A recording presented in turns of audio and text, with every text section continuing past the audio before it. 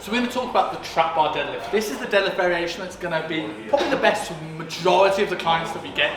And just because it's an easier position for most people for the shoulders to sit. Some people prefer the straight bar just because they can actually create that tension and bend the bar. But for most people who struggle to control the shoulder blade, they can come back into this position. It's a little bit easier to lock everything in. Also, for people that maybe haven't got the best proportions for deadlifting, this is great because we're not restricted by the bar. We can bring it a little bit more quad, or a lot more quad if that's the goal, to kind of get a little bit of extra range through this. Everything still applies with regards to the normal deadlift rules.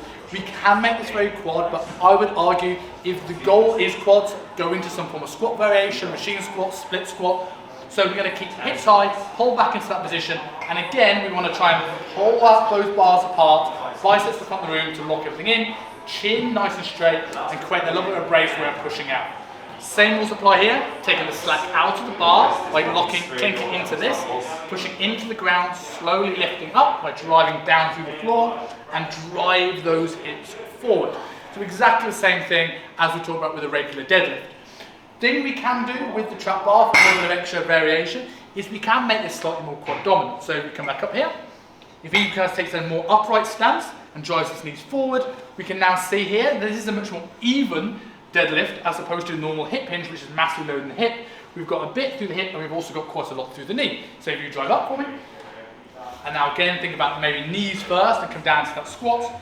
So here now this becomes a much more even challenge. If we're short on time, we want to get one big leg exercise, this could be a great variation. If somebody wants to get a quad big compound lift, but they struggle getting under the bar or they don't like the safety bar, we can also elevate the heels here and make it really quad focused. One more thing to mention with regards to the trap bar, if we've got someone who's a little bit of a shorter lifter like Kev here, or we want to get someone who has a lot of range available, we can either go into a deficit variation where we lift Kev up onto blocks, or we can spin it round here and make the handles that little bit lower. As we can see here, because Kev's got loads of range, he can get into this position and now you can get a few extra inches out of this lift.